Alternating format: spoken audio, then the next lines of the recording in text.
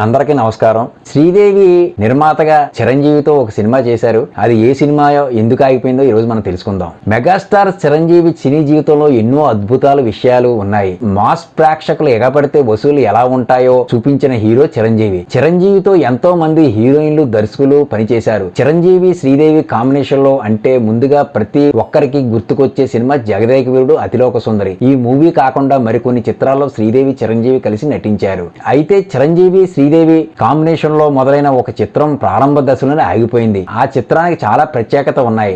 ఆ చిత్రానికి సంబంధించిన విశేషాలు అప్పటి స్టార్ డైరెక్టర్ కోదండరామిరెడ్డి ఓ ఇంటర్వ్యూలో వివరించారు. ఎందుకంటే ఆ చిత్రం ప్రారంభమైంది ఆయన దర్శకత్వంలోనే. చిరంజీవి హీరోగా, శ్రీదేవి హీరోయిన్ గా కోదండరామిరెడ్డి ఒక చిత్రాన్ని ప్రారంభించారు. విశేషం ఏమిటంటే ఆ చిత్రానికి శ్రీదేవి నిర్మాత. శ్రీదేవి ఎంతో ఇష్టపడి తనకి చిరంజీవికి అయితే ఈ మూవీ బాగుంటుందని సొంతంగా నిర్మించేందుకు రెడీ అయింది. చిరంజీవి అనేక సూపర్ హిట్స్ తెరకెక్కించిన కోదండరామిరెడ్డి దర్శకుడిగా పెట్టుకుంది. షూటింగ్ ప్రారంభించారు. ఆ చిత్రానికి వజ్రాల వేట అనే టైటిల్ కూడా పెట్టుకున్నారు. అడ్వెంచర్ యాక్షన్ చిత్రం. 2 పాటలు, కొన్ని సన్నివేశాలు షూటింగ్ పూర్తయింది. అప్పుడు కోదండరామిరెడ్డికి ఏదో తేడా కొడుతున్నట్టు అనిపించింది.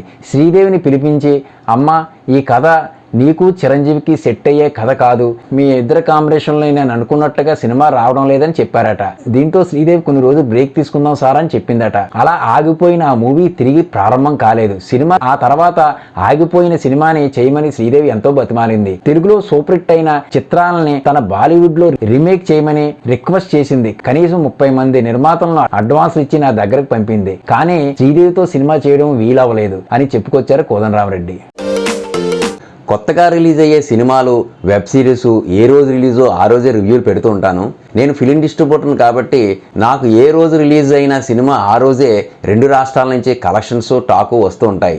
అవి మీకు జెన్యూన్గా పెడుతూ ఉంటాను. అలాగే కొన్ని పెయిడ్ ఛానల్స్ ఉంటాయి. ఆ ఛానల్స్కు నిర్మాతలు, హీరోలు, దర్శకులు డబ్బులు ఇచ్చి మా సినిమా 100 కోట్లు కలెక్ట్ చేసింది, 300 కోట్లు కలెక్ట్ చేసింది, 500 కోట్లు కలెక్ట్ చేసింది, 1000 కోట్లు కలెక్ట్ చేసింది, అలాగే సినిమా టాకులు కూడా రాయించుకుంటూ ఉంటారు. ఆ న్యూస్ చూసి ప్రజలు నిజమేమో అని అనుకుంటూ ఉంటారు. ఇలా చాలా ఛానల్స్ డబ్బులు ఇస్తే ఏమైనా రాసేస్తారు. అవన్నీ నమ్మకండి. నా ఛానల్లో అలాంటివి నేనేమీ ఎంకరేజ్ చేయను. కొత్త వారు ఎవరైనా సినిమా వ్యాపారానికి రావాలనుకుంటే, అంటే ఒక సినిమా నిర్మాతగా కానీ, అలాగే 24 క్రాఫ్ట్స్ లో కానీ, అలాగే ఒక ఫిలిం డిస్ట్రిబ్యూటర్గా కానీ, అలాగే మీ సెంటర్లో ఉండే థియేటర్లో థర్డ్ పార్టీగా హైర్ వేసుకోవడానికి కానీ కొంచెం అనుభవం అయితే అవసరం. అనుభవం సంపాదించాక మీకే తెలుస్తుంది రావచ్చా లేదా అన్నది. ఫిలిం ఇండస్ట్రీలో కొత్తగా వచ్చేవారు ఎవరైనా సరే అనుభవం సంపాదించకుండా వచ్చేవారికి మొత్తం పోయే అవకాశం అయితే ఎక్కువ ఉంది. మళ్ళీ వచ్చే కొత్త సినిమా రివ్యూలతోనూ, కొత్త వెబ్ సిరీస్ రివ్యూతోనూ మీ అందరి ముందుకు వస్తాను. అందరికీ నమస్కారం. మీ సినీ ప్రపంచం.